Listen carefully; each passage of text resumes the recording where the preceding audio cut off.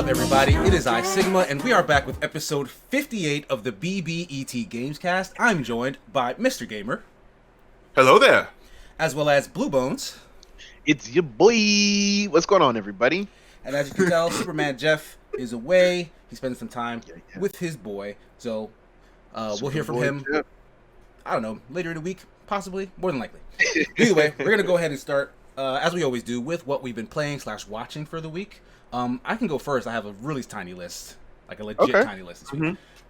So in terms of games, I've been playing the recently released anime tie-in Fairy Tail. What? You've been playing Fairy Tail? It Son, is. that is historic. Because it's two things that I'm not a fan of: the anime Fairy Tail and anime video games, right? JRPGs. Because that's the genre. It's a JRPG game. So, oh my God. With that being said, I do think it's bad. Yeah. But not because I don't like it, but because I feel like anyone who's a fan of the JRPG genre is not going to be, impressed by what they have to offer. Like, it's a very, very basic combat system. Think of it like your enemies are standing on a grid, almost like a turn-based thing, like a turn-based tactics thing. But your team is not on a similar grid, so it's not like you're doing the same thing back and forth. You guys are on a regular, straight line. All of your enemy attacks hit either one of you or all of you, and that's just how they specify. Let's back up a little bit. What kind of format are we looking at? This isn't like a Dynasty Warriors thing, right? No. It's a JRPG, like old Final Fantasy, where like old 3D Final Fantasy, where you run around an open world as a character, and like they have like maybe 15 or so. There are more that you unlock over time that you can literally add to your party, and then you can run around as that character model. Doesn't really make a difference. You can just switch between whoever's in your party to be the avatar for yourself. But once you get into a fight, it switches to like the turn-based JRPG thing, where like you pick an attack or you pick items or you pick run away, stuff like that. But the way the attacks work is your enemies are on a grid, and when you hover over an attack, it shows you what space on the grid that attack is going to hit. So some can hit like maybe one square, some can hit like two, some can hit like a T shape. Yeah. So based on where your enemies are standing, all you really have to do is pick whichever attack hits the most of them. Yeah. And then you kind of just go from there. Like, there's not that much strategy. Like, resistances and armor and stuff doesn't play that much of a factor, because all you need to do is be of an adequate level. And if you're at the right level, you'll pretty much win all the fights. If you're not, the enemies will trounce you like immediately, because one, they're faster, so they go first, and then like you'll just KO all your ammo, all your HP like immediately. So like, it's not even really like a challenge. Like you can't try and like work your way through strategy and beat anything. It's stupid simple. Okay. I mean that being said though, it does go through a lot of the story, like, and because of that, since I didn't finish Fairy Tail, it stopped. Well, it actually starts where I stopped watching, like just after where That's convenient. So, I mean, it's weird, but it made me actually go back and watch the show to try to get more reference to see how it stacks up. So I did go back and start watching Fairy Tail, which brings me to like what I've been watching. So I was gonna say that's one of the good things about JRPGs, because a lot of times they can fill you in on some story. Like I remember, I'll talk about it a little later. But yeah, all right, yeah, no, I love getting filled in on stories and games and stuff like that. Like with the Xenoverse, actually back in the day, I didn't know some of the like later Dragon Ball Z stuff, right? And I got filled in with that because all the Dragon Ball Z games keep retelling the same story anyway, so it makes sense. Exactly, right? So little details that kind of run through it. But you said you've been watching Fairy Tail now. Yeah, like I tried to go from where I left off, but then I was reminded, like, I didn't always hate Fairy Tail. Like, I watched a good amount of it because I thought it was a very funny show. Like, it wasn't like, revolutionary, but it was entertaining, you know? It was something to watch on a regular basis. And I legit think still that Fairy Tail is very funny. Like, it's one of the funnier shonen type animes. But they kept dragging things on by just doing all these side stories or uninteresting arcs, and then the Butt Jiggle Gang, if you're familiar with the three guys who keep showing up. Yeah. They're supposed to be some kind of comedic relief type thing, but they're amazingly annoying and just awfully unfunny, and that was like the last straw for me. So anytime I saw any reference to them or pictures of them in the episodes, I just skipped over all of that. So I jumped like a whole bunch of episodes to get to. Literally, one of the chapter titles in the game was the same name as the episodes. I just started there at that point. There you go. Yeah, so might as well. Honestly, what that put me was in the Grand Magic Games arc, which I've heard a lot about, but I didn't get up to. And apparently that has a lot of good, story stuff and some fights or whatever. And I have to say, I feel like I want to keep going now. Like, I want to see how that stuff plays out. Even though I know what happens based on the game, I kind of want to see the full breadth of it, even though I looked at certain moments just to see how the game did it versus the anime. And the game doesn't really... I mean, the game tries. It's you can tell like it's a budget thing that they put together with the license. Like, honestly, the environments and stuff look like last generation stuff. Like, they look like 360 PS3 games, to be honest. Yeah. Like, it's not up to this this decade standard. But I don't know. At the very least, the game is bad for sure. But at the very least, I may reignite some interest in the anime itself. So I think that's good that came out of it. But, man. So on the last thing I've been watching is the anime Haikyuu, which is, if you guys know, that sports anime about the high school volleyball team. Oh yeah, is that good? Yeah, it is actually really good. Like, it's really, really good. Like, and the thing is, I'm not surprised because they do this all the time. Like, they make whatever the thing is, like the subject matter, they make it so deep. Like, you're invested in everything there is about that sport or that game or. They're like, oh man, he's got that secret technique. Right, like they're explaining, like, look at this method, look at this technique. This is called a quick attack. This is a fast attack. And like, they just dramatize everything so much. Like, all the characters are like funny and cool. Like, Haikyuu's very funny as well. Like, I really enjoy it. The characters are relatable. Like, there's real drama in their freaking, like, their want to be the best volleyball team, and like, it's just awesome. Like, I'm really enjoying it. I'm kind of mad I put it off for so long, but I think I'm close to the end of season 1. But yeah, it's good. But that's pretty much all I've been playing / watching. All right. So what about you? Give me next, or yeah, mine is short. So game I recently, for some reason I popped back in Division 2. Yeah. Wow. You did play that. Interesting. Because I remember way back when I first got my Xbox, everybody was like, "Oh yeah, Division 2 and the Church of Overwatch and blah blah blah blah blah blah." Is that how we sounded? As the initial translation when I first got in the group, yeah. So I put that back. So I popped it back in, and I had some Amazon credit. So I was like, you know what? I bought the expansion just to see what it was, and it's a whole lot of the same. It's like same, but different, but still the same. Still the same. I love that movie. Because there was nothing like it was kind of like, oh, I could play this for, another couple of hours and then put it away again. And that was it. Like it's still that simple, endless numbers game. Like nothing new. Just some sponges. Yeah, exactly. Just there's some new looking things to shoot. And it's like, yeah, okay, all right.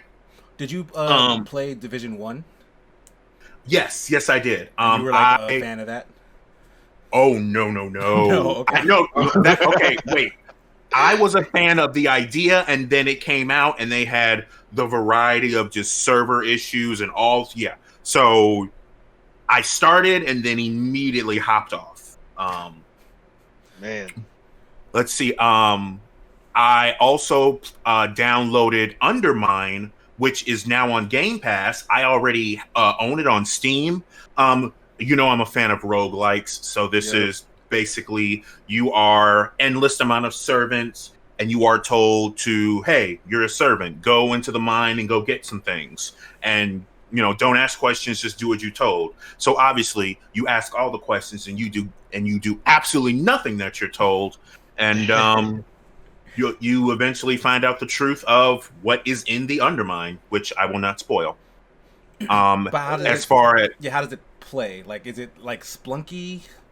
no, No. it's twin stick. Twin stick, but you don't so much shoot, but you have the ability to throw your pickaxe and it'll come back to you like a boomerang. Nice. You have your swing damage, you have a pet that goes with you that based off of what it is, it will get experience. Like you start off with a canary that can pick up gold for you, and it gets experience every single time it picks up gold. So, but gold that's just sitting there can be picked up by what's called a pilfer and taken off screen. And what, you can lose that or something? Yes. So you have to balance between you picking up the gold and you just get gold, but your pet doesn't get any experience, or you let the pet pick up all the gold, which and also has to not make it. Exactly, because a pilfer might get the gold first. Now you can defend the gold by attacking the pilfers, but eventually it's gonna like start sending out like bomb pilfers and pilfers that are on fire if you just keep attacking them until eventually like a super mega pilfer comes up and then you That's scary. no seriously, like, because some people will just like sit and grind an area and they're like, yeah, no, you can't just do that. You can't do that. That makes sense. Now as far as watching though, there is one series that a friend of mine has wanted me to watch, and I am in pain about the fact that I have sat and watched this. I'm also in pain and letting it be known that Mr. Gamer is not under duress when he says this. You watch Tiger King again? Glitch Tale. I've not Which heard one? of this. Glitch Tale. This is a movie? Glitch. This is a Little's fan-made series by a wonderful artist named Camelia Cuevas. She has made Glitch Tale, which is a interesting fan-made interpretation of what happens after Frisk's true pacifist ending. You talking? So it's a continuation of. It's one fan's continuation of and never in this. To watch this show was at least 20 times worse than any episode of BoJack Horseman I have seen so far. So hold on. Was worse as in it was as depressing. I was crying. I was in pain. My anxiety was. Oh, it is so good. Because you made it sound like you hated watching it. No. But I have to say that. Because a lot of people on the surface level know Undertale as true pacifists, get dunked on kid and mercy and all that determination. This artist, which by the way, all of the animation, all the everything is done by one artist, by the way. Mm-hmm. It does such a good job of not only holding your attention, but gluing you to that seat and then forcibly taking in anything that it gives you. And then at the end of it saying, okay, can I have some more? And it's like, no, you have to wait. So I'm sorry, Sigma. I can't have you watch this just yet. Why? Because it's not finished, I guess. Because it's not finished. And it's the one-person production, so what? It's taking like a long time for each one to come out, or how's that? Yeah. Yes. So she's on season 2 right now. Her art style has significantly increased, but again, she has her own Patreon and everything, and she has some people. She has actually some voices with some of the lines for the characters Chara, Toriel, Asgore, people like that. So yeah, it's still growing, but as far as like, there is no other animators besides herself doing this. Wow. So here's my question now. If you haven't watched Undertale, would this series be understandable and or entertaining? Nope. And the first episode clearly states that if you have not, at the bare minimum, go read the wiki. Because it will all look nice, but there's going to be so much backstory about ba ba ba ba ba ba ba ba ba ba, and no one will understand it. Gotcha. All right. But yeah, that just about wraps it up for. Oh no, what was it? I recently saw the Blues Brothers for the first time. Oh, how was that? Who's in the group? Like, who's that? Dan Aykroyd, Jim Belushi? Yeah, Dan Aykroyd. Yeah, Yeah. Good call. I don't think I've seen that movie though. Yeah, the only reason it was. I saw. He just shrugged his shoulders. Yeah, I mean, it wasn't it wasn't bad, but like maybe if I understood more of why it's like such a cult classic and crazy and everything, it's like, I can clearly tell what was fake in the mall that got destroyed, but for the most part, it was like probably two reasons. It's not bad, but it probably wasn't aimed towards your demographic. If you get what I mean, like yeah, probably not. No, probably not. And the second part is, it is an older comedy, super old. Yeah, so it could just be a lot of stuff, just like the references or the jokes just haven't aged well. Especially like that Saturday Night Live type, like a lot of those sketches from old Saturday Night Live that became movies, they probably just can't get away with today because one, they wouldn't be funny, and two, they'd probably be just offensive in some way. Yeah, it would be. Oh yeah, like there's some. Yeah, I've just been working through my list, and Blue had given me another show that I need to watch. A show or a movie? Maybe it was because we already talked about The Mandalorian. I just remember you telling me, "Oh, I know you're going through BoJack Horseman and everything, but you need to watch this as well." I know it's gonna come back to my mind. Yeah, nothing comes to mind for me either. Yeah. But all right, so how about you, Blue? Okay, so I thought I had the shortest list, but apparently I had the longest one. It's been one of those weeks. Let's start with so Sigma, you brought up you were playing Fairy Tail, anime video games, JRPGs. I played some Jump Force again this week. I was feeling really weebish, right? I played Jump Force. And I love coming back to old games and seeing that they've been updated. I'm like, okay, how does this work now? And Jump Force basically still plays the same. It's visually stunning, and like that's about it for me. Like I love the way it looks. Every time I just want to beat somebody down and be as cool as possible, Jump Force is the way. I mean, that's all it is. It's just flash, and flash, I like flash. it for it. I mean, yes. That's what some people are looking for. Sure. Yeah. So I enjoyed it. I on the Weeb track I did Naruto to Boruto Shinobi Strikers. Because that's like started playing free for this weekend or whatever, right? It's been on Game Pass. Oh, for the okay. longest. Yeah, and that's where I started playing it. But some of my friends picked it up again, or just started picking it up this weekend, and I was playing with my boy Matt, and we just out there looking like some African ninjas. It was pretty dope. Like honestly, the game in general, and this goes with all games, it could be a bad game, but if you're playing with your friends and you guys are having fun, that's what matters. You know what I mean? It's definitely enhancement is to do a bad thing with people you like. Exactly, right? So we've been having some fun on that. On the PlayStation 4 side, I started playing Fall Guys. Now I need to stream that one because that one I need to get some folks in the party, and I saw actually Critical Zone doing it last night, and they were having a ball. But if you don't know, Fall Guys is like a Japanese game show battle royale, pretty much. It is as fun to watch as it is to play, to be honest. It's so dope. You got 60 people going in, one person's coming out on top. You got 5 rounds. And you just got to meet those cutoff markers every time. So if you got 60 people, you got to be in the first round. You got to be in the first like 40 something to get across this obstacle course.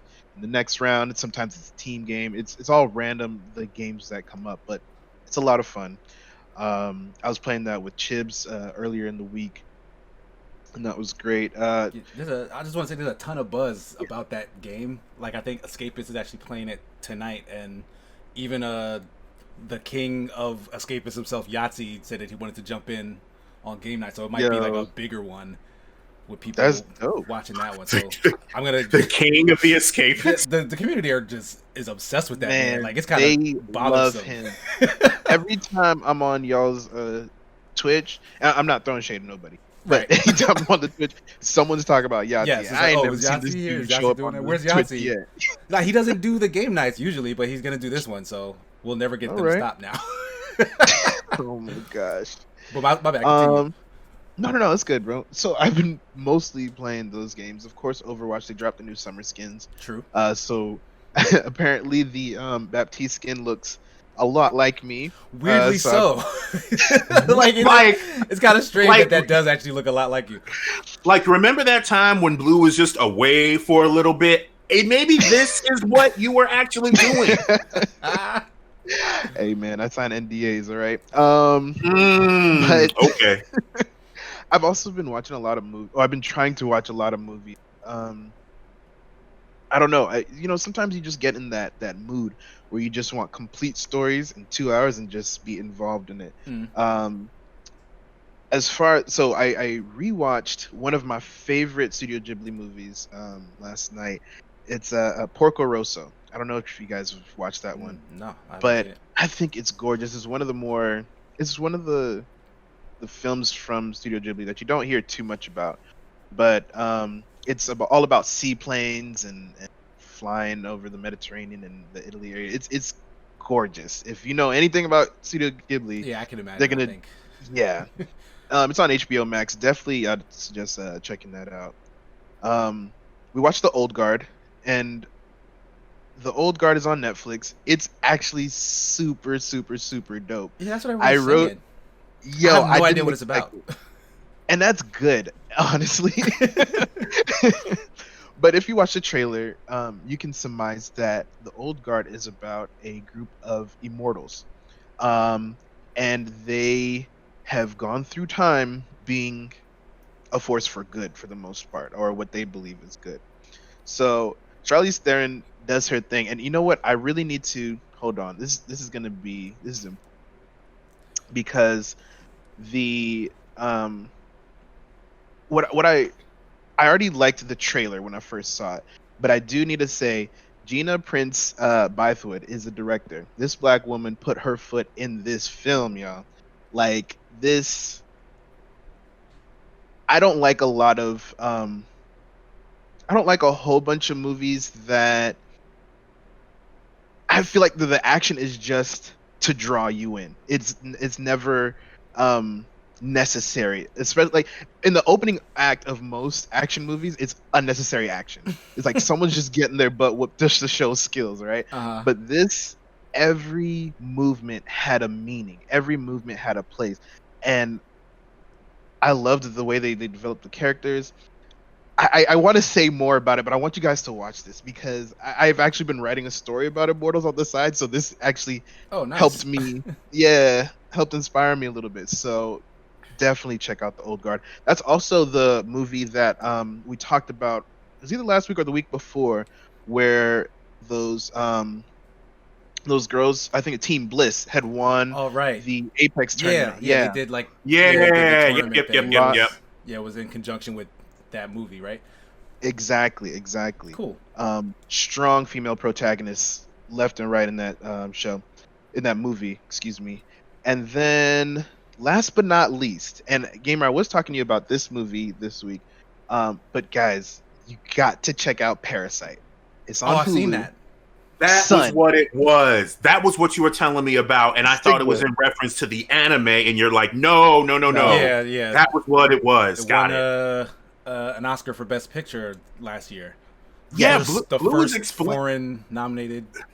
Well, I don't know if first that was nominated, but first to win at least. To win. Yeah. When Blue was telling me about this, he's like, "Oh yeah, it's this and this," and I'm just like, "Are you?" It's a dark comedy.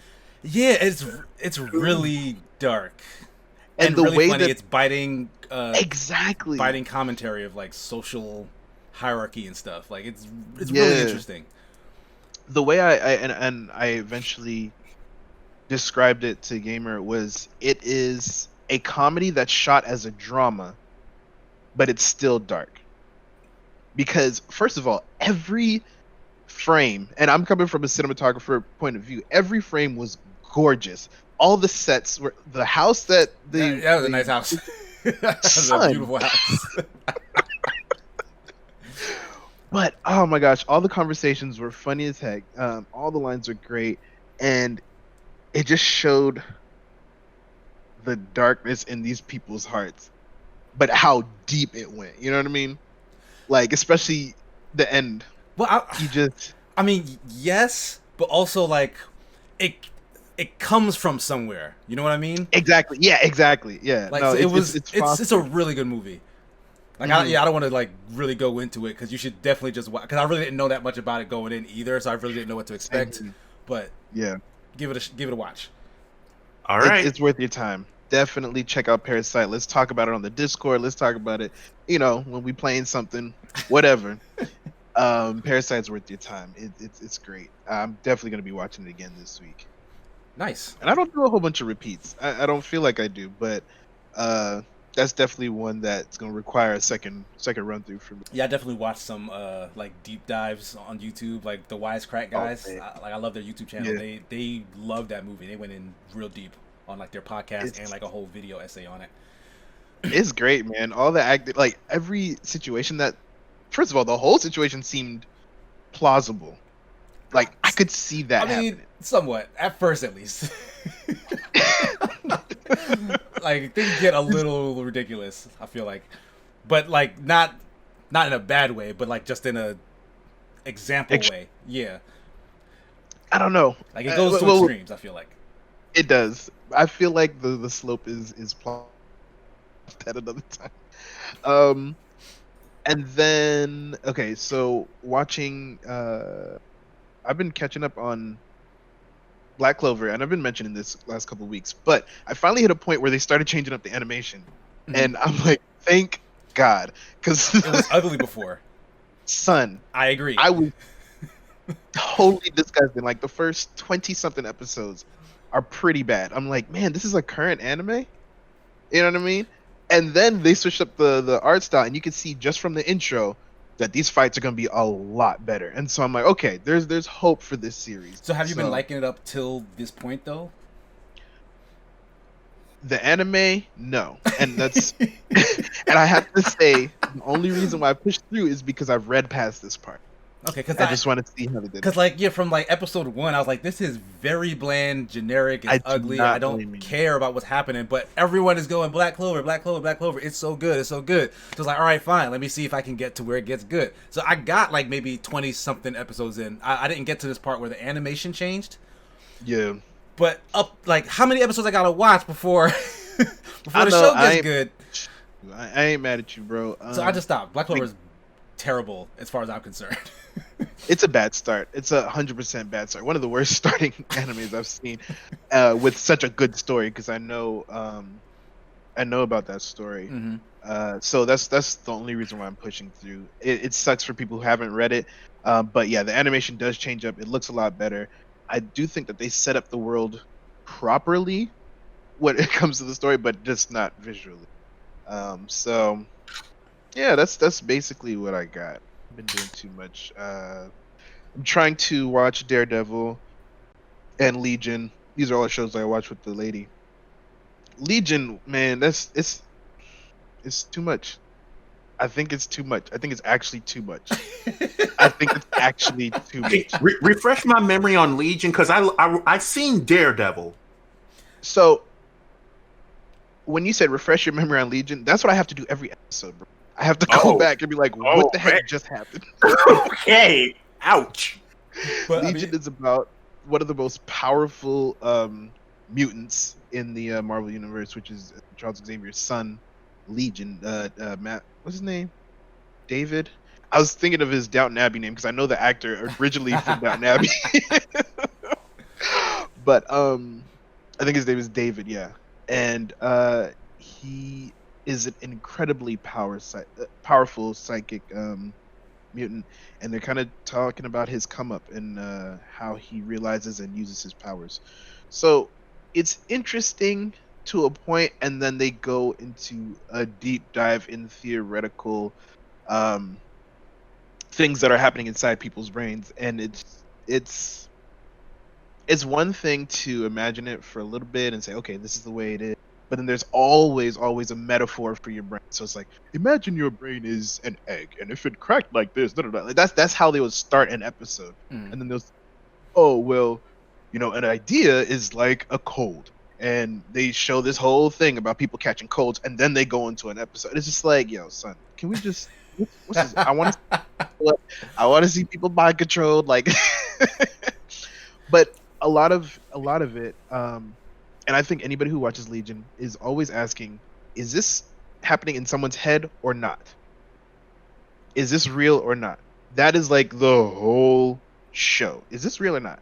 Is this in someone's head? Is that person real? Can this person see that person? And it's not 100% clear yet. But the only thing I will say right now in its favor is I love the villain. And I like villains, but when they're done right, they keep you going. Farouk for sure. Is the villain. Yeah, man, and he's a powerful psychic as well. But we can talk about that another time. I'm in season 2 right now. Is crazy. Aubrey Plaza, I feel like she just does whatever she wants on set, and then they're like, okay, we'll just film around it. Her character is so wild. Yeah, that's all I got, man. All right. Well, thanks for that. That's all we've been playing, but that's not all you got, Blue, because you got to give us our Super Smash Bros. Recap for the week. Have at it. I left that break because I'm not gonna lie, I forgot to look at that this week. Fair enough. Let's see if I can actually remember what happened last. My bad. I am so sorry, guys. That's fine. No, yeah, because Blue actually was on mic, but he had to leave because I think you said you had a headache that day. But if I remember correctly, I'm so sorry. I want to say Paradigm. Yes, okay. Paradigm was out and about again. He's become one of our regulars. He was holding his own in the ring for a time, I think. Him and Arturus, I believe. As usual, they're both really good players. But eventually, I think I had to bring out some of my heavier hitters. I heard about that. You brought out the Toon Link? Yeah, Toon Link came out near the very end. And I mean, I don't want to brag. Shaking his head. I don't want to brag or nothing, but I did 3 stock. I did 3 stock Arturus. I don't remember. I'm pretty sure I beat Paradigm, but I don't remember if that was a 3 stock. Probably wasn't, to be fair. But I do want to say, Jeff ended the stream with a remarkable spike. Really? Like, go back and watch just the very end of the stream if you need to. I'm looking at it right this second. But it was just the perfect way to just close out a Super Smash Sunday. So if you missed it, definitely go check it out. That's all I'll say about that. But thanks to everybody who came through. We really appreciate it. Yeah, most definitely. We're going to move on, though, from our Blues News section to our quick updates. Gamer, we got a couple of quick things that we've mentioned before in the past. Let's just run through what our people need to know about it. So, the one thing that people can calmly put to bed is that Microsoft has no plans to end the Xbox Live Gold service. We had recently covered that they had removed the ability for you to purchase a 12-month subscription, but they still kept the 1 to 3 months. And it's official that they have no plans to end the Xbox Live Gold service. And if you've been paying attention, it's actually just been rebranded into just Game Pass. Like, it's just now Game Pass. There's no gold. It's now just Game Pass. Yeah. So, and I think we also talked about the rumors of them making like the live service like free. Yeah. Whereas Game Pass would be the only thing you paid for. Yeah. So apparently that's not a thing. So they came out and just clarified that. Although I still think that would have been a good idea. Oh, I personally thought it would have been. It would have been a huge, strong arm in their favor to say, hey, yeah, this whole service is free. Yeah, just, hey, you want to go play online somebody? It's like Steam. It's free. Just go do it. But if you want this library of hundreds of games, why don't you sign up for Game Pass? And, why not? Why wouldn't you? Because, I mean, how many times have we said it's kind of the best deal in gaming right now? It just really, really is. Next, we have that Disney will be releasing Mulan for $30 on Disney Plus. Excuse me? We talked about this. Yes, because the news had said that they were postponing it indefinitely. Like they didn't know when they were going to release it. Mm-hmm. So this is what they landed on, I guess. Yep. But through a premium access, through a premium access coming September 4th, you will be able to pay $30 on top of your already Disney Plus subscription to watch this. So, how long do we have to wait till it gets pirated? Like what? Hour and 30 minutes after? Right. Just about. After September 4th? Come on. Just about. Because this is legit ridiculous. This is in and lieu of. Now I see where they're going, because it's like, oh, these other movies like Trolls 2 have had these huge, just straight to digital releases, and we're Disney. Come on, we own your nostalgia and childhood by the balls. But this is ridiculous. Like, no, like absolutely not. I'm sorry. First of all, this is just coming from me. I'm not exactly on the choo-choo hype train for this Mulan anyway, because it is live action, and I don't have the biggest support for it. But not only that, you're telling me that not only am I going to have a special key to get inside this special place to watch this, I already have to be in your park paying for it, and then pay more to get that. No, thank you. Well, this is my question. It's just a one-time payment, right? Mm-hmm. Just for the movie. Mm-hmm. So, I mean, the way I look at it, for some families, that's a deal. Because if you got one or two kids, right, and you go into the movie theaters, God forbid they hungry, you spend way more than $30. You know what? From that angle, it makes sense, because they're kind of trying to recoup that theater money, right? Like, yeah. Because if you by yourself were gonna buy a movie ticket, you wouldn't pay $30. You would pay what, 15 maybe Tops, at most, right? Yeah. And by myself, I'm either bringing food in illegally or I ate right before it. Yeah. So I get what they're trying to do. I still think it's too much, because it's a gate behind a gate, like Gamer was saying. Like, you pay for this streaming service, and then they're telling you, like, first sign up for the streaming service, then you can buy this movie, and they try to placate you by saying, well, you own it now. But you don't, because it's still locked behind the paid service. You can't watch that movie after the fact if you don't pay for Disney Plus anymore. Yeah, so, because Disney Plus is the way that you get in the first gate. So if you don't got that, you can't do anything. Like, I'd be more understanding if this was priced like a regular movie ticket, like $12 to $15. I'd be like, okay, well, it's supposed to be a theatrical release that they're putting right in your home immediately, so do the one ticket because I'm already paying a service thing. But they're like, this just sounds greedy. I hear what y'all are saying. I have sympathy for the cast and crew who were supposed to get paid off of ticket sales, and is that how that works? Like, do the cast and crew not get paid? Like, to do the work, and then it's the studios or whatever that make their money off honestly, the back end? I don't know the details of their contracts. Right. But I know that somebody is getting paid off of ticket sales, right? And that's going to be affected by this kind of release. And I feel like the $30 per household is not a bad mitigation. That's how I feel. But I mean, how many people are going to pay that? And won't this eventually come to Disney Plus, like, anyway? Or, like, what is the shelf life for this? Like, so you pay $30 now for, like, release week, and then, what, a month from then, 2 months from then, now it's free? So, like, do you feel like an idiot after that? Look, man, I hear what you're saying, and I don't think it's a perfect solution. But, man, I know people are going to buy it. I know that. Yeah, for sure. Because $30 is nothing to a lot of people out here. That 1%. So. Yeah, that's gonna be heavy. But what's our last quick update, Gamer? All right, so our last quick update is our Cinnamon Toast Man in Chief. Has hold on, because that actually makes him sound pleasant. Oh, yeah.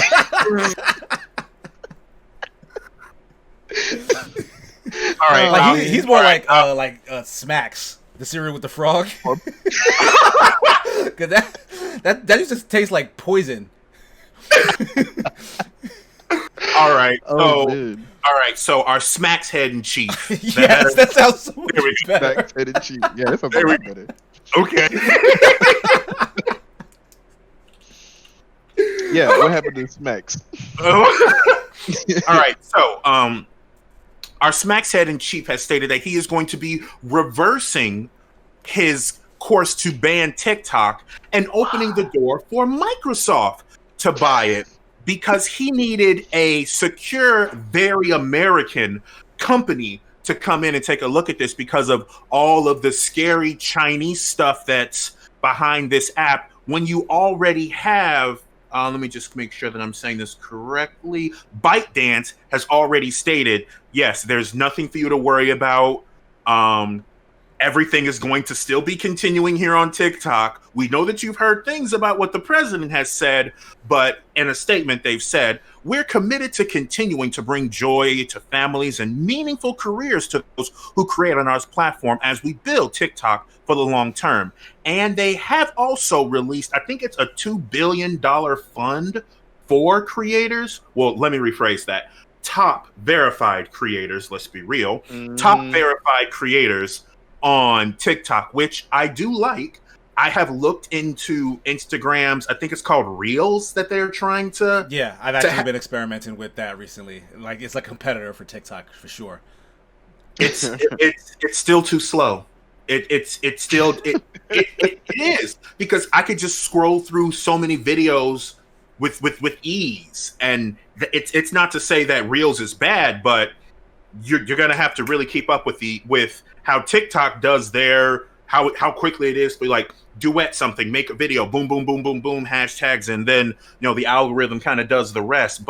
And I had mentioned this on my own personal Facebook and then on Mr. Gamers, but is this really like right now with what's currently going on? Why are you focusing on a social media app? Like, I don't think anyone can answer this question.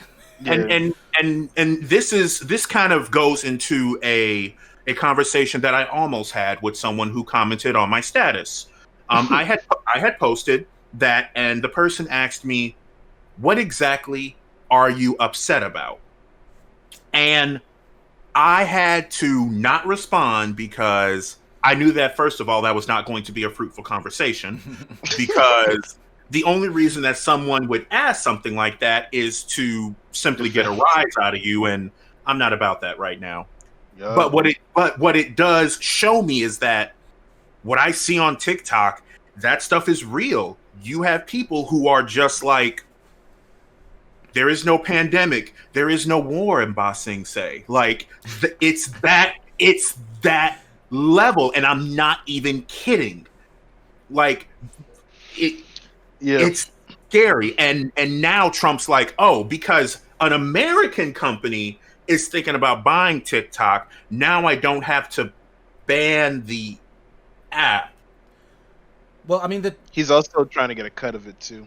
Oh, right, yes. Yeah, like this is so like dumb and like sleazy, but like he said because, and the thing is, I bet he just didn't even know. Like his TikTok thing was like kind of just a jerk reaction to him maybe seeing the first video of someone making fun of him. Well, like, wait, what is this whole thing? I'm gonna ban it. Like that's how I feel that happened, right? But then like after he said this and word got out, then I think it came to light that Microsoft was maybe looking to buy it, and he went like, oh well, if an American company is gonna do this thing, I'll give them until this time to settle whatever they're doing, and we also want to cut it a sale because like like you don't have nothing to do with this. Also, isn't there a pandemic going on? This is exactly why I decided not to engage, because it's like if you don't see why I am upset, then the problem's not on me, Doc. It really isn't. And I don't want to go too far off the topic, but I'm also not one to necessarily argue online. Mm-hmm. And I had an online argument this week though. I had it started one night and it continued into the next morning, and I was like, I can't drop this point. And it was we won't get into what it was, but the fact is, like, I felt like I had to say something because this is somebody that was on my friend list, somebody that is in our gaming community, and I was like, yo, you can't be saying this toxic stuff. You know what I mean? So Yeah, because like, honestly, if you or someone else doesn't check them on it, then they're gonna keep running around thinking it's okay. Exactly. And like I said, I have no problem in general just leaving people in ignorance online. But when it's that close to home, Right? When it's in like a community you care about, like I do this within one of my my fraternity's Facebook groups because believe it or not, there's a lot of older black guys who are super conservative and like super ignorant. Yes. And like they'll just say the dumbest, most misogynistic, racist things. That's exactly. And it's like, you know what? I am also a Sigma. And if you're going to go around with this mindset calling yourself a Sigma, I'm going to let you know that the rest of your brothers don't feel that way. And honestly, at a certain point, I'm not even going to call you a brother. Like, that's how I feel in a lot of those cases.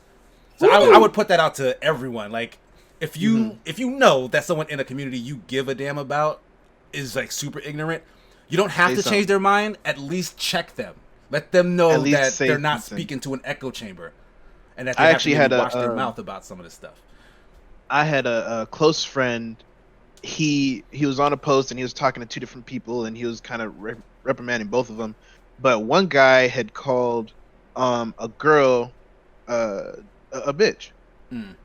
Completely unnecessary.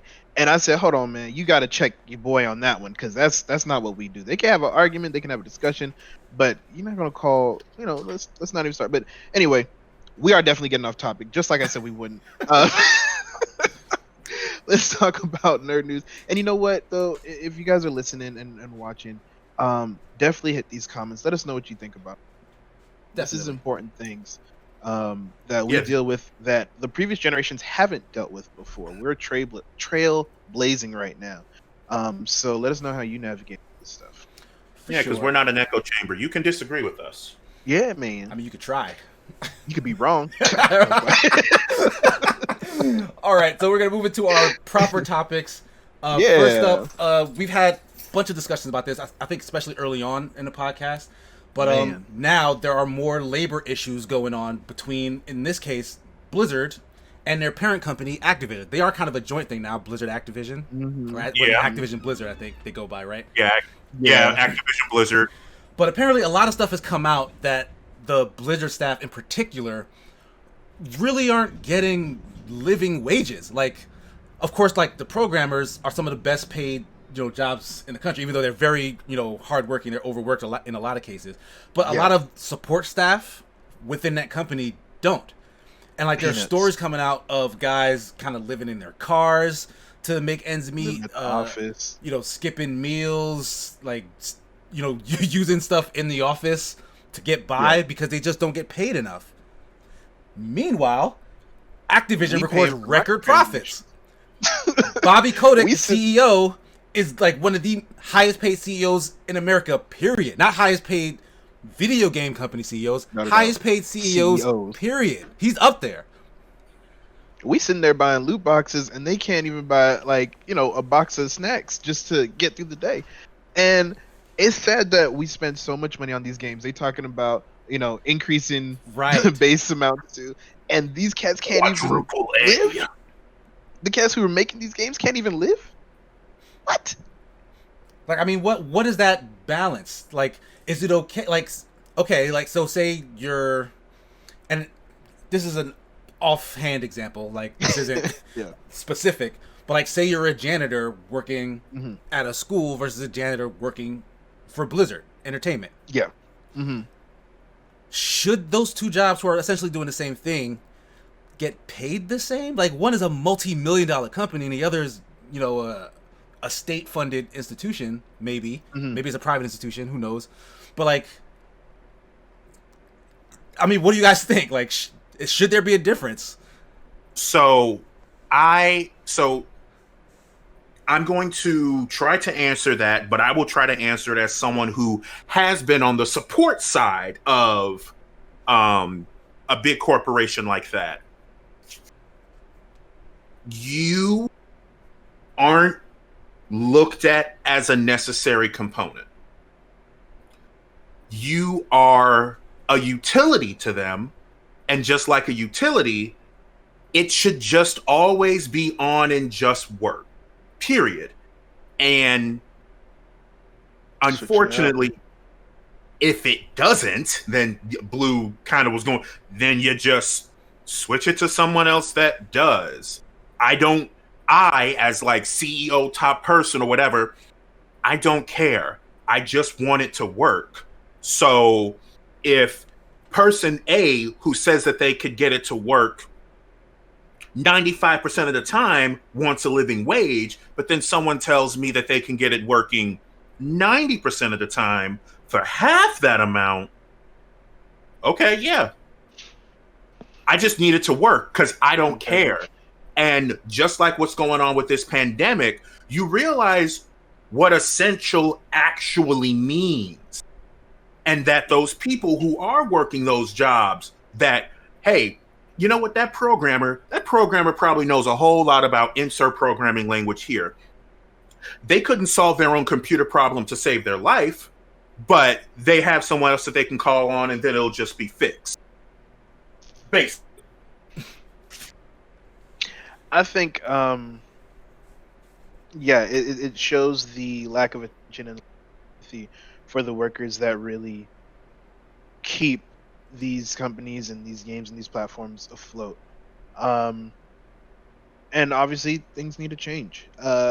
Now, going back to your question, should the janitors be paid this? That's an interesting question, because I think I'd like to say my base thought is the amount of work you put in should scale, and the importance of your work should help dictate your salary, right? I should say the importance of your work to that company, because anybody can say, oh, this work is more important than that work, right? You can say having a clean school is more important than having a clean multi-million dollar building, right? So that's why I need to say importance to that institution.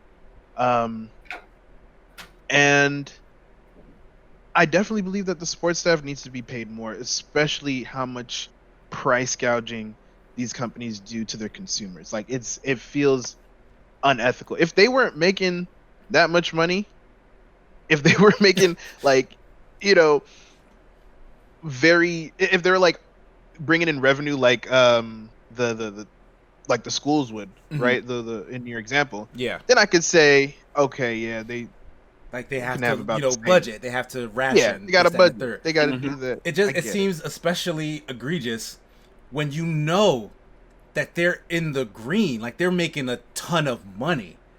Not just in the green, they in the evergreen. they're in the platinum, because it's like because clearly you can tell, like, corporate greed. Yes, it's greed, because they're making all of this excess money because they're shorting their own staff. Yeah, these guys can't afford to live in the city that they work in, but then the CEO is burning money. And this is exactly why it is always important to talk about how much you make. That's absolutely true, because that's how this came about. Yeah. Like, it was an internal memo. Everyone anonymously. Thanks for bringing that up, because that's honestly, I feel like everyone in all of your workplaces should start replicating this exact thing. They passed around an anonymous worksheet where everyone just kind of plotted their pay, and they saw the differences, and that's how the story got out. Because after that, it got shared with our favorite video games journalist, Jason Schreier, who now works at Bloomberg News. So, like, I think this is something that everyone in any kind of industry should adopt, because, like, that whole thing about, oh, it's impolite to talk about, how much you make, that's made up by the companies, because they don't like that. Yeah, like who, like impolite to who? Like, because if I'm working with my team and we're all doing the same work, but only one of us is making something's like, hey guys, hey, hold on. We have a problem. Like, this is about us. But for so long, it's been, oh no, keep that to yourself, and everything like that. Because, it's easy to do that with such division. Knock, knock, talk about our current political climate, cough, cough. He knocked and then coughed. not cough. Off. But all right, Bobby, any final thoughts on this? Go ahead. I was trying to find a good solution to your question about if the janitors should be paid the same, and I do not have a good enough answer. Yeah, I do not. I honestly think there's no clear answer to that question. Yeah. But at the very least, I think everyone should be able to agree that you should be paid a living wage. Period. And while a school may struggle with something like that, a multi-million-dollar company definitely doesn't. There's no excuse. Yeah, there's no literally no excuse. When you're that high up, you can't say, oh well, we're doing all this and we're spending this, and son, I know you got the money. It's not a game. Everybody knows, you're ranked. You're one of the tops. The amount of money Bobby Kotick makes yearly, he could take a year off from being paid and probably solve all the problems of all that staff. And still live comfortably. And he'd be fine. Bobby Kotick will be fine. Totally fine. 100%. Yep. But we're going to move on to our next topic. Blue, what do you got for us? What do I got for y'all? Okay, this was a weird story. And I had to read it a couple times. But it's saying Apple says that Xbox Stadia streaming apps would break the App Store's rules. Now it's like, what the heck? What are they talking about? Right? What does that even mean? Yeah, what rules? So this is the thing. You have people who make games, especially indie studios who make games, mobile games for the App Store, right? Let's say I'm making, I was going to pull something from my desk that probably wasn't stream appropriate, but let's say I'm making a card game, right?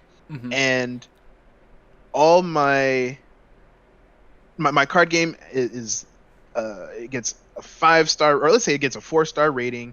It's been on the charts for such and such long, and I'm getting the shine that I deserve. Okay, cool, yeah. Now I get to make another one, right? Now, if you have the Xbox streaming platform on there, the Xcloud. I mean, they haven't properly named it yet, I don't think. Yeah, I know. I'm still trying to figure out. I think that's still the code name. If you have that on there, right? Not only people it's gonna be in the game section.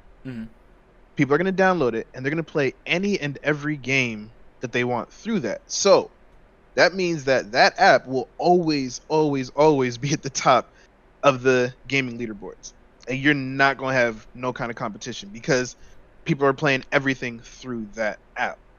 So that's pretty much what they're saying. It's gonna break their whole leaderboard and ranking, and it's not gonna give shine to all these other developers, not just indie, but other developers. They're saying the same thing with Stadia, and I get it. It's annoying, but I get it. Really? That sounds reasonable to you? I have to disagree on that one, and I will say, and here's the thing. It's a problem they made themselves. They can fix their own ranking system. They don't want to. They can, though. So if my little card game has to compete with everything on Google Pass, on Game Pass, but I don't have a choice. It's not that it has to if I'm understanding this correctly, it's that because in order to play games on Game Pass, you have to go through Game Pass. So because of the algorithm that Apple has, there are going to be so many people using Game Pass to play other games that are not part of Game Pass will be suffering. Is that correct? Not just not part of Game Pass, but it's going to be games that all mobile games are competing with Game Pass and Stadia. Okay. Go ahead. So under that, the only thing that would have to be done is to not register Game Pass and Stadia as actual mobile games because they're not. And I hear that they're like utilities services. Yeah, they're utilities. Like Apple, like Disney Plus and like whatnot. like Netflix. Yeah, like Netflix. Exactly. Netflix isn't in their movies category. Like you don't click on Netflix next to a movie and then they say, oh well, they're not gonna watch these movies that we have on sale in the App Store because Netflix exists. It's a stupid argument. Yeah. And honestly, I would say even without it being in their App Store, mobile games compete with everything else that's a game on a regular basis, just not, I guess, on the same screen. And that's what it comes down to, because if I'm going to the same screen, if I'm going to my App Store, I'm like, okay, what are the top games? It's there's never going to be another app that's going to beat that out. It's such a bad excuse. Honestly, I hear you. Here's my hypothesis on why Apple's doing this. Apple doesn't want the competition of another game streaming service or another games library service, especially like Game Pass, which is a very good one, because they have their own. They have the Apple Arcade. I was just about to say the Apple Arcade, yeah. and yes, in comparison, Game Pass is a much better service than Apple Arcade. Apple Arcade, when it launched, was actually pretty good. Like let's be honest. Like they really have good games on there. But you really haven't heard much about it since. I don't know if people play mobile games like that, especially the good serious ones. You ain't got the time. So honestly, I think it's a money thing. They don't want to be upstaged in their own store. I think everything's gonna be a money thing when it comes down to this, and you're absolutely right. But I mean, Apple would make money from any time someone downloaded the Game Pass app, right? I mean, I don't know if it's paid or not, but it really depends on. They would have to pay contract. to get it on there or something. Like Apple doesn't let it on there for free. I know that's for sure. It's going to be so. The thing is, it's going to have to be the same way. It's going to have to be treated the same way that they would treat any other streaming service, because that's what this is. It's just, instead of streaming TV shows or movies, you're streaming a video game. And so there is no app that someone made that has 50 billion downloads, like it's the brand new Flappy Bird or something like that. It's a place where you will be streaming something. And because they already know that Xbox and Stadia have significantly bigger libraries, if they had that on there, why would anybody need Apple Arcade? Like, it's really crappy, but it's very much in line with what Apple does. Like, they box out any and all competition. They lock their community into their services and whatnot, so that if you try to use anything else, it literally breaks. Like, it just won't function. So if they can't control it, then they just lock it out entirely. Yep. So I do feel bad for like the Apple fans, because I know a lot of people were like looking forward to this. Sorry, Blue, because you're not going to get access to this thing, and that sucks. Yeah, it does suck that I can't properly project it to that screen, but at the same time, I'm not too stressed. We're in a quarantine, so I ain't going nowhere. But yeah, it does suck. I mean, I would have liked to. No, I'm sorry. Go ahead. I would have liked to use it, when I was out and about and felt the sun on my face on a regular basis. Whenever that happens again, right? But I was gonna ask, like, what about the flip side? Like, Apple is still a very huge market of mobile devices, period. And this essentially means that many people won't have at least the most basic access to the Game Pass or the Xcloud service through their phone. Yeah. Mm-hmm. Doesn't not only through their phone, their iPad Pros, all of those sorts of things. It's like, but matter of fact, this will still work on like a Mac, right? Like via browser. Yeah. Yeah. Yeah, it does. Yes.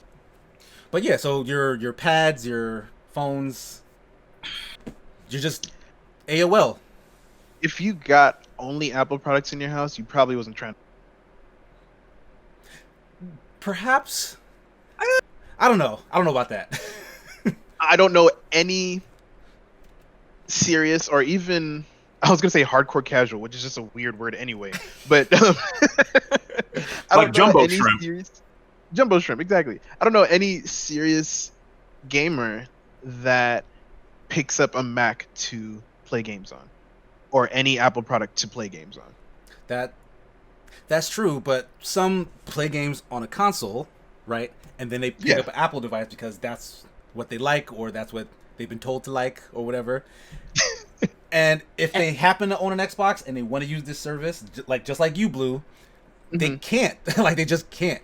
I don't know how much that hurts Microsoft's kind of market share, because to blanket the country with access to your service is definitely better than to not, I would assume. But if you're talking about people in my position, I still have Game Pass and I still have access to stuff. So that doesn't even matter to me that much.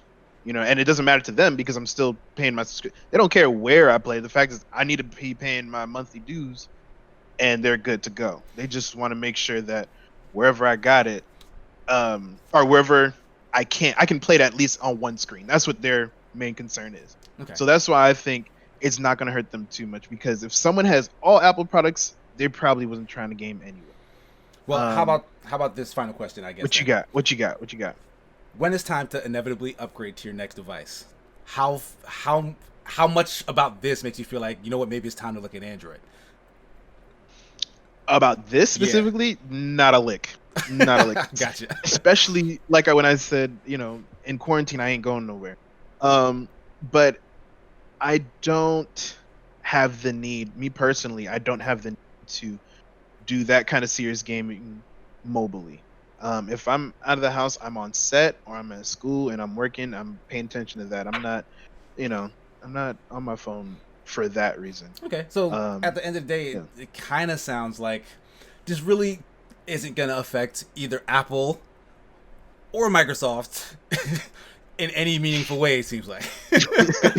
It's kind of, I'm not going to say it's a pointless story. It's never a pointless story, but I feel like it's kind of a stalemate that we just heard about. I mean, I still think stuff like this is anti-consumer, like just in general. And that's something that Apple tends to do a lot of, and it really just pisses me off, to be honest.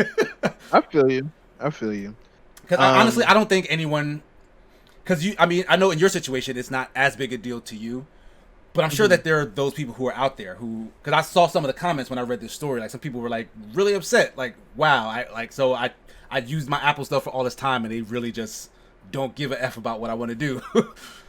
And so, I mean, a lot of cats are commenting on their PCs or even on their MacBooks where they can also access. But is that a solution? Like Apple saying, like, oh, well, go elsewhere if you want to do that. No, I'm not saying that Apple is telling them to go elsewhere, but I'm saying they literally are. They're saying not on my device, not in my store. Like you can do that over there. Right, suburb. Okay. Go ahead, Gabriel. I said not in my sweet satanic suburb. Yeah, I think, I don't think Microsoft's stressed about it, and yeah, you might be right. Apple's saying don't do it here, but yeah, at the end of the day, man, it's not a huge impact for either company. Maybe not. Yeah, but there definitely could have been growth. There could have been. Yeah, I mean, there could have been growth. Just I don't know. We'll move off. They weren't thinking about us. They never are, but that's a whole other thing. Really. But our final story. Hope you guys managed to catch it, but Sony did their third-party showcase. Did you guys get to watch it? Their state of play. I did. Most recently. I did watch it. What did you think? There were actually some games I was really interested in. So I don't know, did you want to go by game by game or first let me get like your overall thought on just how their presentation went, especially in comparison to Xbox. It's kind of a hard comparison because Xbox did their third party thing first, and then more recently did their bigger first party thing, and now Sony, who started with their first party thing, now has done their kind of third party indie thing. So I don't know, like how do you feel it stacks up in terms of how both companies are giving this information out? I have to say, in general, when Sony does put out information, I feel like it's a lot more clear cut and easy and simple to watch and learn from. I liked a lot of the stuff I saw. I think there was some games I'm just like, why is this coming again? But I was surprised by a couple of them.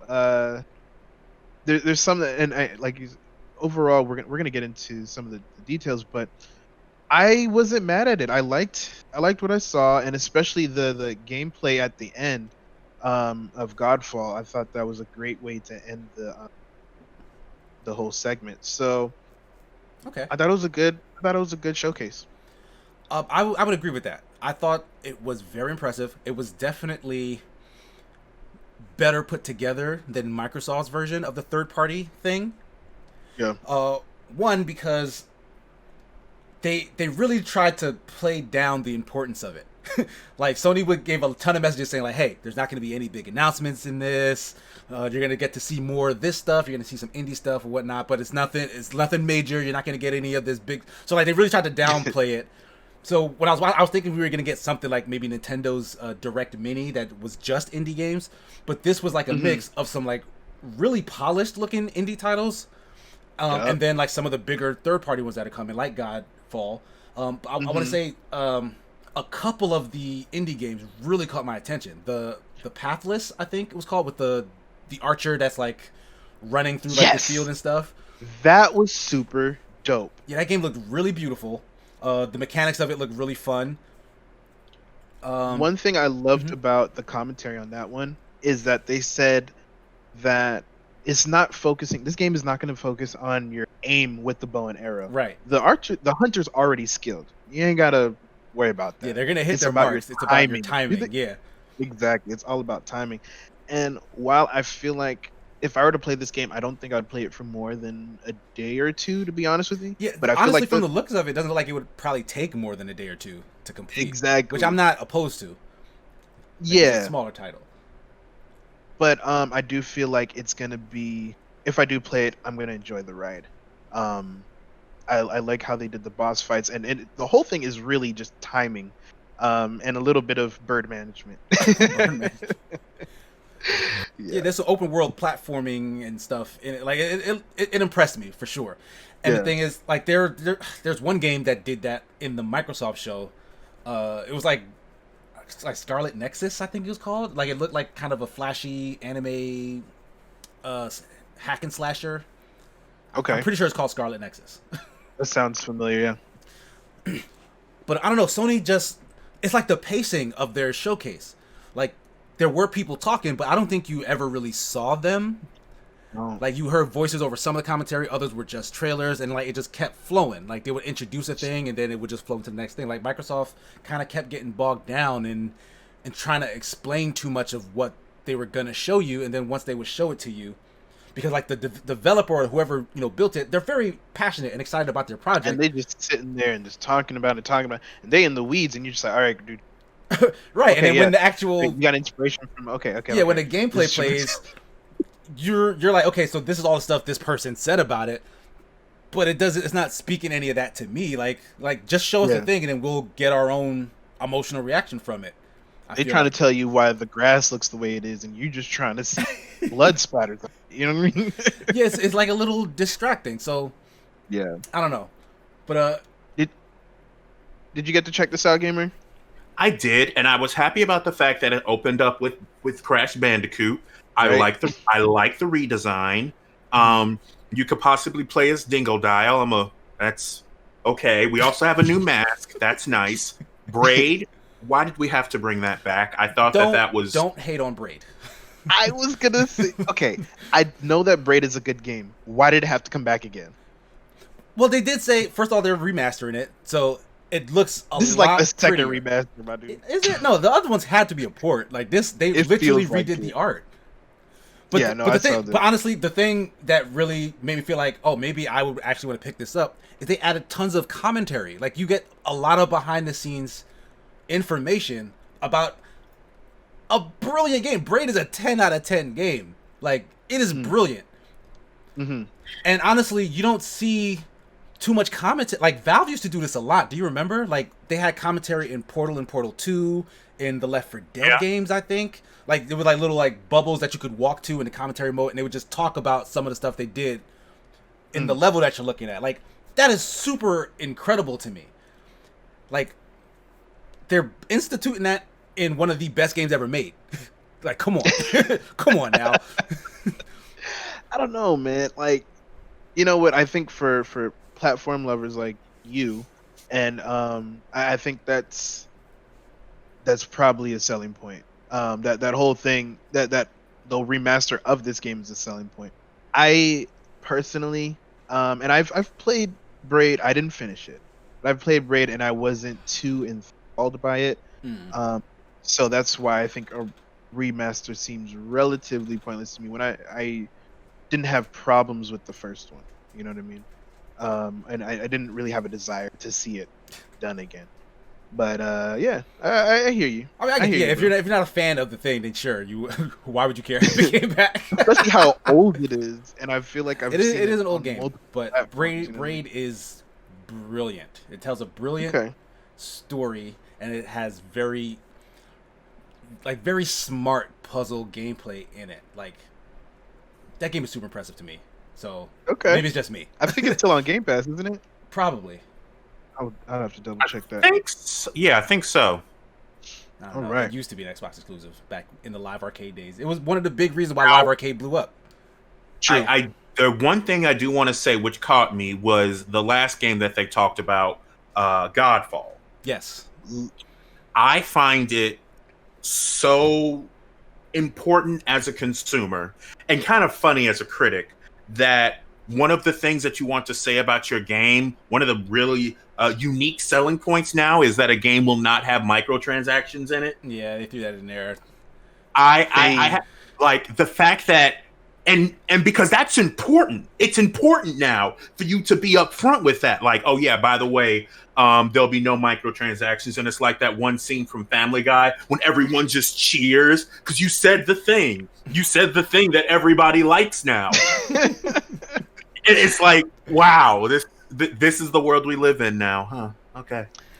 I mean, outside of that revelation, though, what else did you take away from the Godfall showing? Like, how does that game actually look to you? It would have been interesting if the person commenting did not say anything, because what he was saying and then what was going on were completely different. For example, I think it was about, like, it was near the end where the commenter was talking about how aggressive the game is and how interactive the fight style is, and the person who's playing is constantly like blocking and backs up. And I'm like, can you not? Can you not? That's one of my pet peeves when it comes to these showcases, is when they do the gameplay, it's always someone that just doesn't play video games. I can feel it. You know what I mean? They have no idea what's going on. I can understand if you're getting hit by something to show how to recover health or how to like counter, and you know things are getting dangerous. But man, they can be hit by dumb stuff like bro, I ain't played the game and I know you could have dodged. You know what I mean? But you're absolutely right. That is one thing. They talked about the ferocity and how intense this gameplay was going to be, and this dude's just getting his butt whooped for the most part, and kind of just doing some basic attacks on these cats. Now, I like how they did kind of do a small dive into two of the weapon classes, which was the dual swords and the long sword. It looked pretty cool. And they talked about the shield, how everyone has. Yeah, I thought that was pretty cool. Like, versus, like, there's like a universal form of combat, and then there's like the class specific combat as well. I think that was dope. I thought that was cool too, and but I'm afraid of lag. I think that game is gonna look so terrible when it starts lagging, and that's the scariest thing with melee combat. Anyway, you see it with Edge, you see it with For Honor, you see it with all kinds of stuff. Those hitboxes are important, and if you're playing online with somebody, you gotta make sure those connections are great to actually, I think, to fully enjoy this game. That's actually true. They didn't show any like co-op gameplay, and honestly, isn't that one of the bigger selling points of this thing? Like, everything they showed was like singular combat, and sure, that looked fine, but like, if two people are wailing on one of these bosses or one of these enemies, like, what do? Like, because that can really just break all the combat encounters if there are three of you just beating the crap out of everything. Like, it's less fun if the game doesn't challenge you.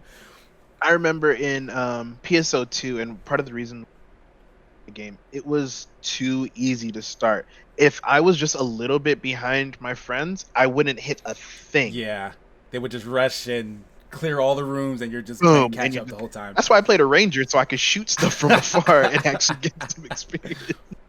That's true. So that's another thing I'm worried about this game, but it looks great. It reminds me of Skyforge a bit with the whole setup.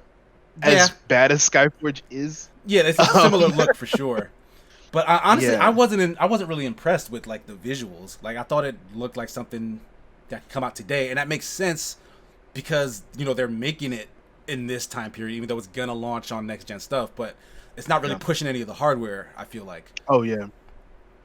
So, So they said it's gonna be not the first, but they called it a slasher yeah, a looter slasher. Yeah. looter slasher. So we'll see how that works. It's gonna Okay. be interesting. All right. Okay. So anything else on Sony's showcase? Yeah, I got at least two more. Yeah, go ahead. I don't do VR games. I don't. In general. I might have to at least watch some streams and stuff of the Star Wars VR game because that one actually looks polished. It's called Vader Immortal. Right. I thought you were gonna and- mention the Hitman VR game. Oh no! I don't really like Hitman. I'm not gonna lie, that dude just too plain for me. But and I understand that's his power is just the anonymity. But Except he's a that's- 6'5" bald man with a barcode on the back of his neck. okay, sitting there looking like a whole Q-tip. Look like a WWE wrestler. But the Vader Immortal, the Star Wars VR game, actually looks super dope. Looks like you can not only use different types of lightsabers, you can use force powers, and you can use multiple lightsabers, which is really cool. I see them going up to different blocking stances, which is always dope in swordplay. You know what I mean? So I might have to see how this one plays out and see if I have to get a little VR sick. See. I don't know. I'm still very iffy with VR experiences. Like I feel like we're not at like the full gameplay level yet. Even though I know Half-Life Alyx did release to like critical acclaim and whatnot. Haven't gotten a chance to try it myself, but that would seem to be like a full gameplay thing tailored around VR.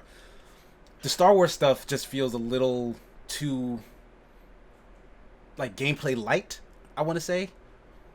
But I mean, we haven't seen enough, so I don't know. Exactly. Yeah. I'll I kind of reserve want my to see where they're judgment, going with this. for sure. There's another one. Hood looked crazy. Oh right, yeah, that actually does look cool. Fun. I don't know if this is a PvP like capture objective kind of deal. I think where it might be. it looks super cool. You have a team of Robin Hood and his squad. Yo, first of all, they all looked crazy dark. You couldn't even see Robin Hood's face. I don't think had- I don't think any of them in particular are Robin Hood, but they're all Robin What? Hood like characters. You had Robin Hood, you had Little John, you had Friar Tuck, and that's probably Maid Marian with him. I honestly think that Is- they're like stand-ins for those guys. Like there are archetypes for the people you know, but since it's gonna be like teams, like it's just gonna be like, oh, this guy is the archer and this guy is the priest or the friar, or you know what I mean? I guess. We'll see how that runs out because it looks exactly like the main cast. Yeah, of, I mean it's based in that universe. They called it Hood, Yeah. like something It- thieves and scoundrels or whatever. I can't remember what the subtitle was. yeah, but then you had the King's Guards that were blocking them from getting the treasure, so it looked like this is gonna be like a capture. Possibly, I don't know, but it looks dope. It does. It looks super cool. Looks like a Yeah. PvE, PvP type thing with Yeah. like, different classes. You could, go and do heists with your friends in medieval times. I don't Mm-hmm. know. It looked like a good time. Now, gamer, I don't know if you're interested in this one, but Temtem looked like a Pokemon clone. Yeah, that actually released on Steam earlier. It's literally a like- Pokemon clone. Son, it actually looks fun though. Yeah, I I've think seen a lot of, it's gotten Pokemon. good reviews for sure. Like, it even fixes a lot of the problems that Nintendo has with its multiplayer. Like, it's like an It's open MMO world. light because you can run Yeah. around in lobbies with multiple people and then you can party up with people and like all of that stuff is made much easier because Nintendo was not involved. So that is possibly going to be this time. Oh, matter of fact, you just And- reminded me before you finish. Go ahead. They showed more gameplay from Bugsnax. Yo, I skipped through that. I skipped through that. Yo, as soon as I saw that stupid little. To be fair, No, to be don't absolutely tell me fair, it good. It looks like there's Don't. some fun gameplay in there. Son, stop. Like the characters Look. are like Muppets. Like they talk like They do. it's funny, but then like the gameplay is like around trapping like animals. It's like you're like a monster trapper. Like I can't think of a game that does that. Like you set up like traps, you like build things, you capture stuff. No, I mean Monster Hunter, you fight them. Like you just smack them with a sword. This is Pinata. I mean that's like a You said trap. aspect. Yeah, Viva Pinata. I think you. I've capture I've never played Viva Pinata. But I mean, if anyone's a fan of that and a similar gameplay, then they might like Bugsnax. It's bright, colorful, it's real dumb. And there's a game in there. Like I didn't know what that game was, but after seeing what the gameplay is, I'm like, okay, I can understand what's happening here. This could be fun. My thing about this presentation, this state of play live stream, is that I feel like 90% of the games were actually interesting to watch. There was another one called Aeon. Yes. Bro, you can tell it's 2D gameplay, but it doesn't feel like it. The animations and these camera angles, and they look brutal. It's very dark. It looks like another cyberpunk. Yeah, it looks like it looks like a cyberpunk adult cartoon or something that came on in like the early 2000s. Like very striking art style. Almost paranoia agent vibes. You know what I'm talking about? Yeah, but more with like Dark City VR, like virtual reality. You know what? Have you played Indivisible? I know of that game. I have it on my PC. I have not played it. I'm looking it over right now. I'm getting heavy into like it does look different, but the fighting style is similar to Indivisible, which is also similar to like Indivisible turn-based though. I'm not sure because it's like there's no HUD or anything like that, but I'm seeing like Aeon to me was like a beat 'em up, like a side-scrolling fighter. No, I don't know. I think we don't know. I think I Gamer guess might it's nebulous then. If you look at it, it looks like they're all kind of sitting in one spot. The main character has some support behind him, and he's just kind of doing some moves and then pulling back to his spot. So I don't know if it's something that you're scrolling through, or it is kind of like that turn-based setting. We're not sure what it looks like, what it is yet, but I think it is closer to the fighting style of Indivisible. Gamer was saying, but it would be super dope if it was a side-scrolling beat 'em up. That would look amazing. Yeah, like first and foremost, that game looks like nothing I've seen before. So definitely take a look at that. Glow on backs that they have there is amazing. They have a whole bunch of dark surfaces, but glowing from different colors and different light sources. It's the epitome of neon. Yeah, it's a really cool looking game. Definitely check that out. Mm-hmm. But yeah.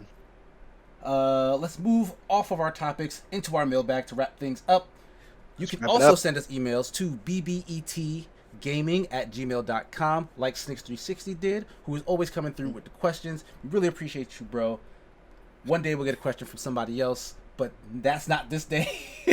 Snix asks, have you ever performed a task that in theory you believed you could accomplish, but in hindsight was beyond your ability to complete?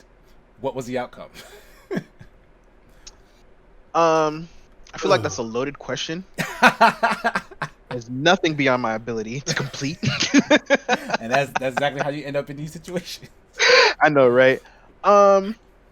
If we keep it relevant to BBET, I feel like the very first Super Smash tournament we had, I feel like there's a lot of things that we didn't predict, right? But I don't believe that's because our lack of ability. I think it was just, hindsight vision's 2020.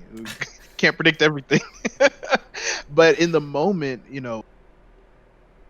we adapted properly. And I guess to give listeners a bit more context, the first time we had a lot of people drop out, not know exactly the time. We had some people slow to the pickup, and we had to move around a lot of things. And we're doing the whole brackets and everything live on stream via OBS. So if we had another person there, it might have helped out to help manage. If we maybe sent out a couple more emails with some confirmations, that might have helped out. We had a post meeting too to help try and mitigate this. But with the question being, in theory, you believed you could accomplish, I feel like we did accomplish a good Super Smash Brothers tournament. I would say so. Yeah, I really do.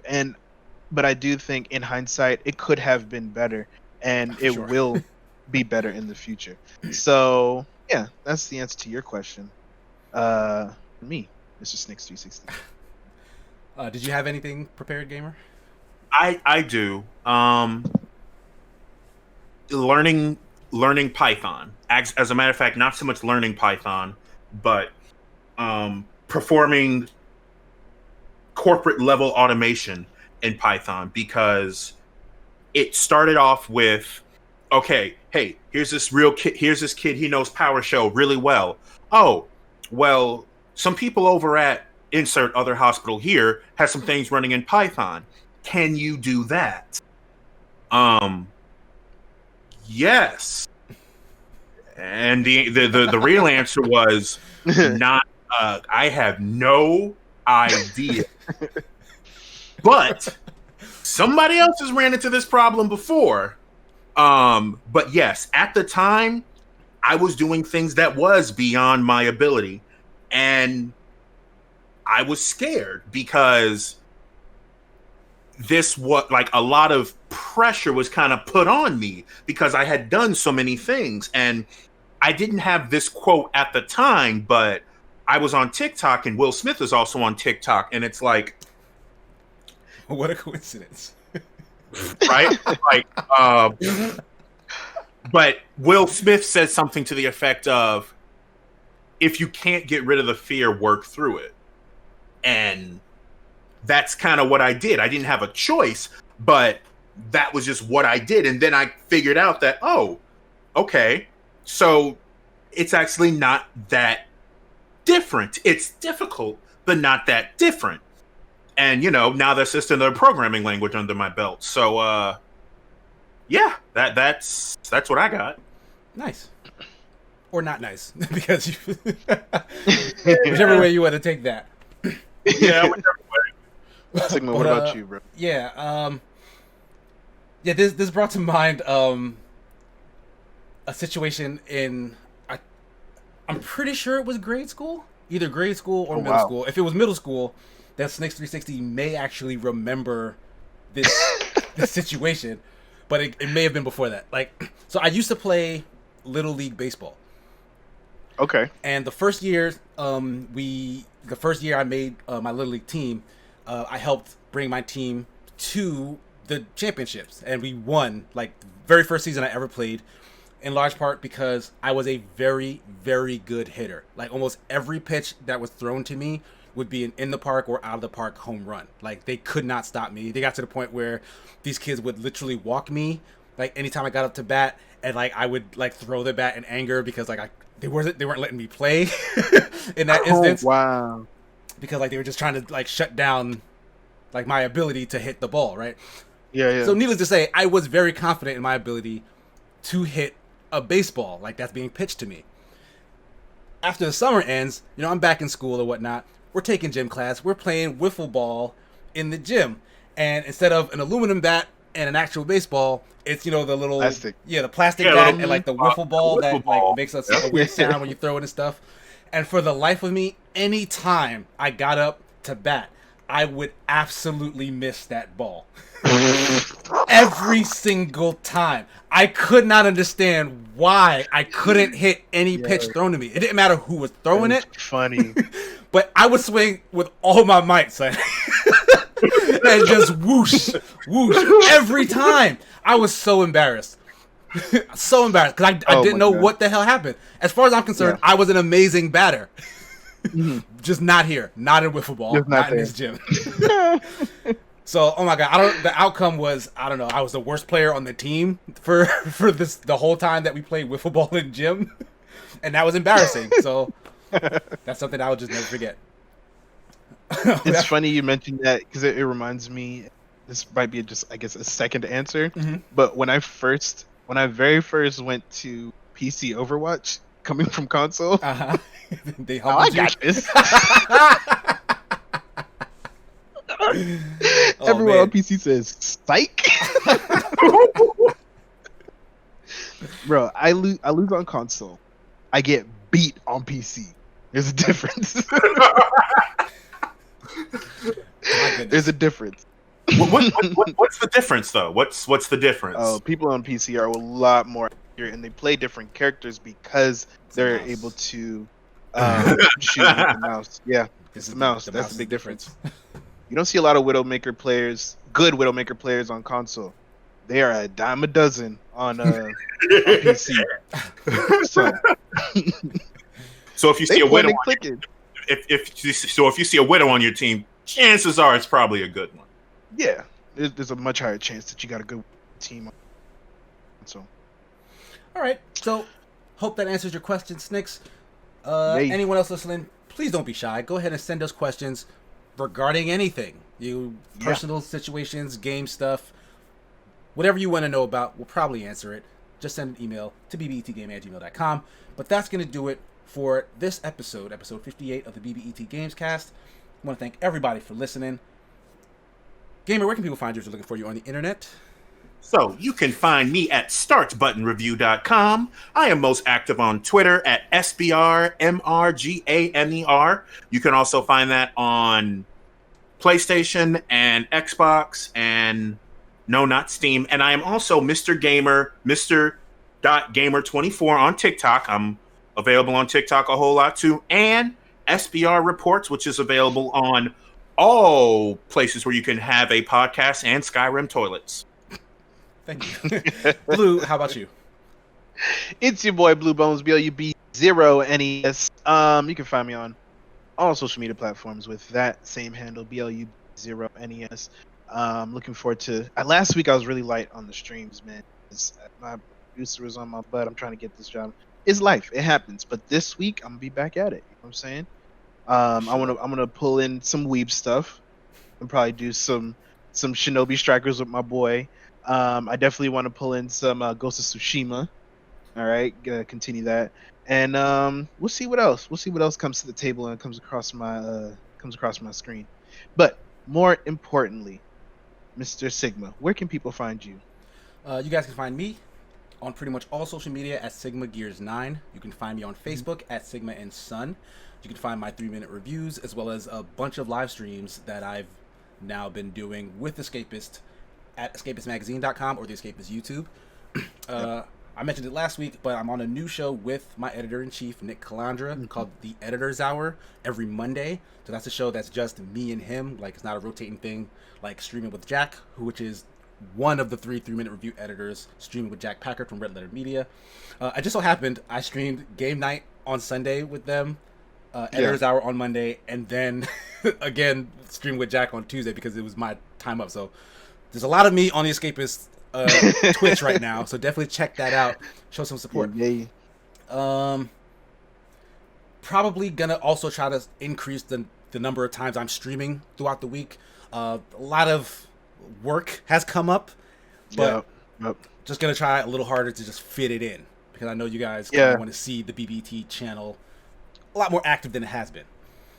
I love how in our Discord we got a lot of cats asking, "Hey, who's streaming to? What we plan to do? For sure. What are we doing?" I love it. I love the energy. I love the action, and we're gonna bring it to y'all. It's coming. Yeah, I think I recently played Borderlands 3 with someone. Yeah. On the last night I think. Uncool. Yeah, uncool. Boom. Yeah. You don't even remember. I wasn't even there. I need one copy. Well, if you guys want to also play some games with us, definitely join our Discord. The link is probably below this video somewhere, or in the description if you're listening to this on a podcast service. But once again, thank you so much for listening. We really appreciate all the support. Yep. That's gonna do it. Peace. Deuces.